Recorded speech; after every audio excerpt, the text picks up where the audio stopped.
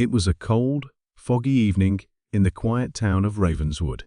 The streets were nearly empty, and the only sound that broke the silence was the distant echo of a violin playing a haunting melody. The music seemed to come from nowhere and everywhere at once, sending shivers down the spines of those who heard it. Detective Arthur Collins, a tall man with sharp eyes and a keen mind, was sitting in his dimly lit office, sipping on a cup of black coffee. He had just finished a long day of paperwork when there was a knock on his door. A young woman, dressed in a black coat and holding a violin case, stepped inside. Her face was pale, and her hands trembled as she spoke. "Detective Collins, I need your help. My brother, Victor, has disappeared. He's a violinist, and last night he was supposed to perform at the town hall. But he never showed up. No one has seen him since."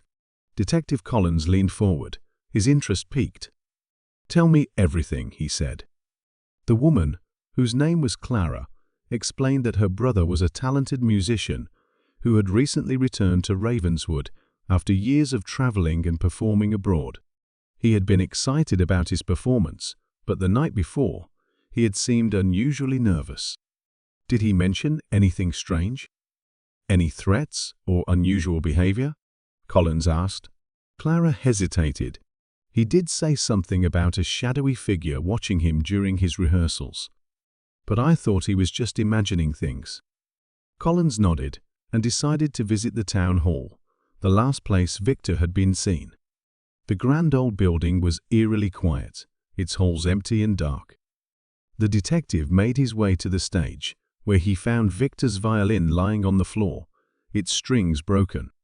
Nearby, there was a single sheet of music with strange symbols scribbled in the margins. As Collins examined the sheet, he noticed something odd. The symbols weren't random, they were a code. Using his notebook, he began to decipher the message.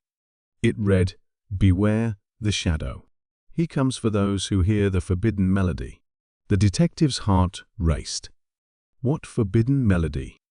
And who was the shadow? Collins decided to visit Victor's home, a small cottage on the edge of town. The place was in disarray, as if someone had searched it in a hurry. Among the clutter, Collins found an old diary. The entries spoke of a mysterious piece of music Victor had discovered during his travels, a melody said to be cursed. According to the diary, anyone who played it would vanish without a trace.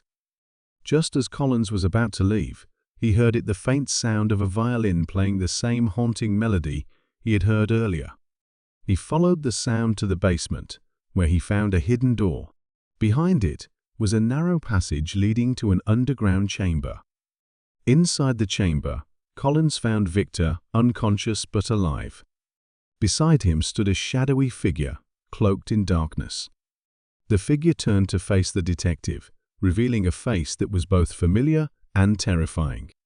It was Victor's former mentor, a man who had disappeared years ago after becoming obsessed with the forbidden melody.